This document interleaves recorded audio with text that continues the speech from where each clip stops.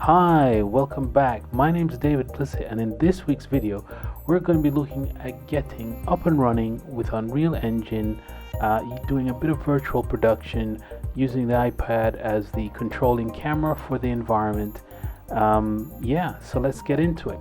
Now, let me quickly show you what I have here in terms of some screenshots, and then we're going to work through the system. So there's a series of plugins that must be enabled. So we've got here Take Recorder. We also have the virtual camera, virtual production utilities, Apple ARKit. I've also got the Apple ARKit face support, the Media I/O framework, and I think that's going to do it for the core plugins that must be enabled. Now you're going to need to restart when you got those set up. Post that, you're going to go into your project settings and make sure you've got the right IP address so that the device knows which ports it needs to be listening on. And also there's another series of checks here within the environment. You'll notice that the screenshots fluctuate between version 4.26 and also the latest version, or the beta version for version 5. But it's the same screens, right? So capture of the mouse on launch, that's take.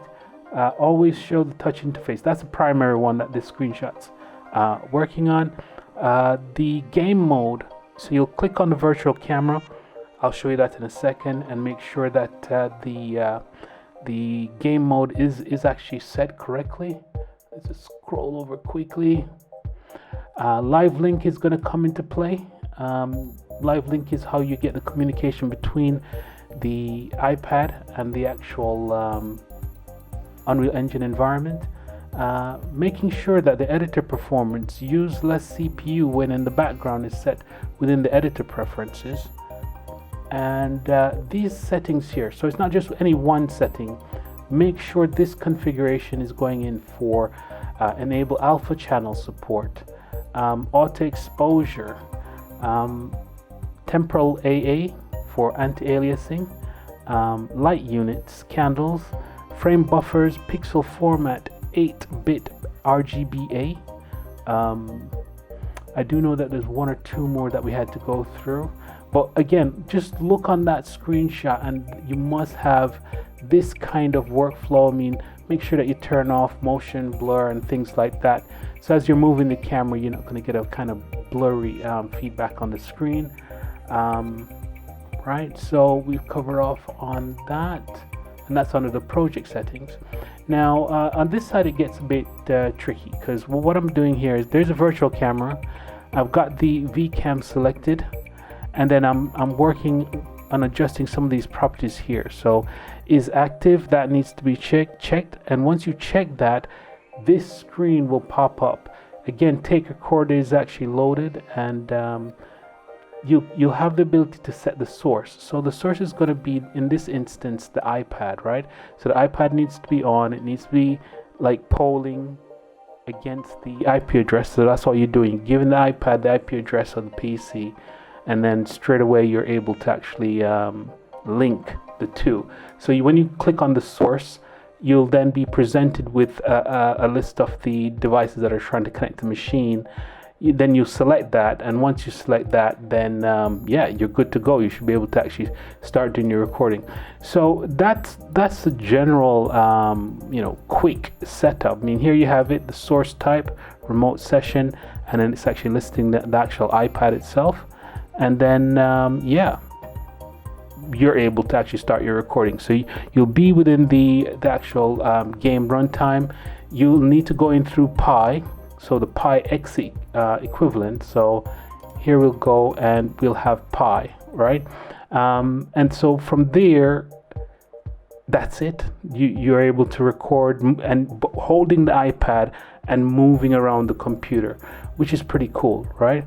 So now let's actually try stepping through all that, but not through the screenshots, but actually going into the various screens. So there's the project settings. Boom. We've got the editor preferences.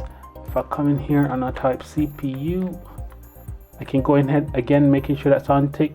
And the primary reason for doing that is if the editor is in the background, so you're on another screen, it's going to deprioritize itself, right? So essentially it's trying to help you out to make sure that it's not clocking all the cycles on the actual machine, and it's in the background. So when you uncheck that, it's reprioritizing itself even if it's in the background.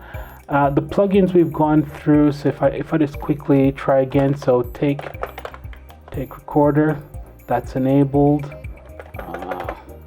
ARKit, again enabled. Media IO. So the Media IO framework, quite critical.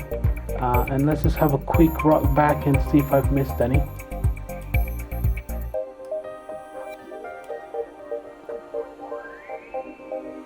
Virtual production utilities. So again, and then the virtual camera, that's going to be important. Virtual production utilities and the virtual camera. So those are the core plugins that you must have set up. Once you actually made the selection on them, you'll be requested to do a restart in the editor. You close down, come back in, and then you continue the actual configuration for the environment. So we mentioned that there was a section in there that was quite critical around some of the settings. So let's just go in here. I didn't mention this one here. So this is under, I think this is under the play settings. Right, so there's level editor play, and this is under the editor preferences. So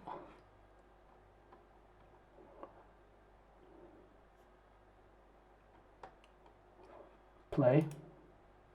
So you'll come in here and even like this common resolution. So I know that the iPad, it's on the iPad, it's a generation 8. So I think that's going to be like the 10.5 inch. I click that, and then that's going to get us set up for that kind of resolution there that you've got there. And then again, you're going to go through and make all the necessary other settings for this area. So that's the one that's highlighted there. Come in here, this is going to be under input, under the project settings. So going here, input. So these are the settings that we'll have again for this area.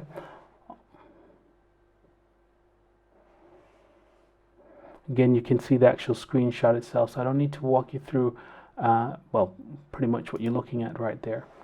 Okay, so we're coming back to the actual user interface here now. Here you have virtual production. This will only be available after you've done that reset, after selecting the necessary plugin, right? So you come in here, and then you'll drag the virtual camera actor into the scene, and there it'll sit for you to be able to then work with the necessary settings, right? Another key thing here, the world settings. So on the world settings, I've come in here and I've changed the game mode to the virtual camera game mode.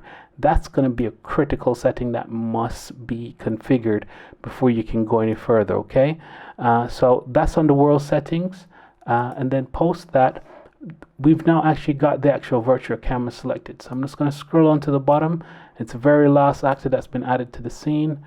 There we go, right? So there's the camera that we were working with earlier, and then the VCam is under there as well. So if I select VCam, all I'm doing here is I'm making sure that number one, that's enabled, and how I'm doing that is essentially this would be collapsed when you come in, and then you just kind of open that up.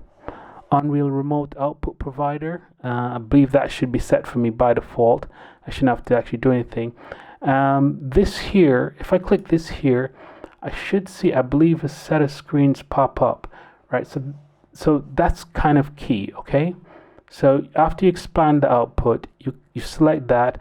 If the VCam to UI is not selected, you go ahead and make sure you select that, right? But for the time being, it is what it is, and it is selected there now. And then you come in and you have that enabled. So if I recall correctly, what I did last time was I then came in and went to Windows, and under the tab, I click on Live Link. Now, the live link is going to be looking for the iPad, okay? So I'm just going to quickly go over to the iPad now. Just entering my code here now. I go into the UN remote, and now I'm going to attempt to connect. So I can see the iPad, and I'm connected on the iPad. So here I'm clicking on Sources, and then from there, if you notice, it just populated Remote Session David Blissett iPad, right? So I select on that, and then now I'm moving the camera, and you can see in the background, let me just quickly move this dialog. Actually, I'll just minimize both of these, right?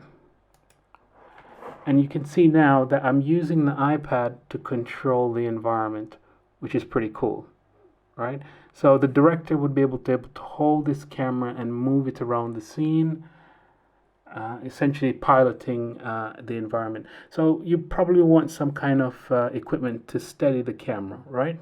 Okay, so we're just gonna pop that down here for now. A matter of fact, just to complete the video, what I'm gonna do is I'm gonna quickly go into the PIE-XE session. So this setup is only available in the editor window like this. So if I go ahead and play now, and there you have it.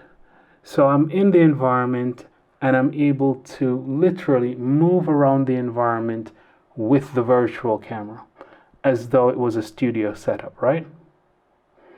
So that's the high level documentation for now. We're going to try and perfect the knowledge around how this actually works.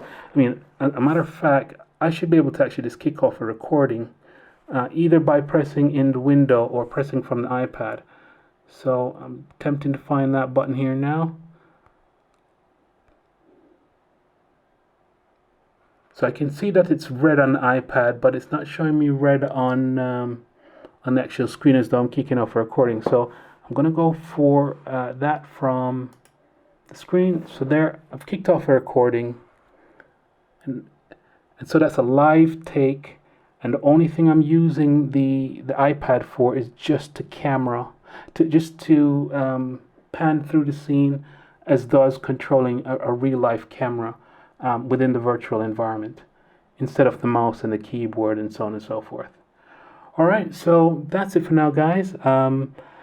Again, it's really interesting. This you go back, 5 years ago, you couldn't do anything like this, and if you were near to it, you're only at the large production studios. This kind of capability is now at the hands of us in the home, which is amazing when you think about it. Also note that you can stabilize the camera a lot better. I mean, right now I'm literally just holding my fingers while actually talking into the mic, but there are better ways of actually stabilizing what we've got there now. It's just a case of getting the right equipment to go along with the actual iPad itself. So anyways, thanks again for watching, guys. If you've got any comments, go ahead and leave a comment. We wouldn't mind a like. And if you haven't subscribed, be sure to stay tuned and hit that subscribe button, because we're going to be looking to publish more content around this area in the next couple of weeks. All right. Thanks again for watching, and I will see you next time. Thanks again.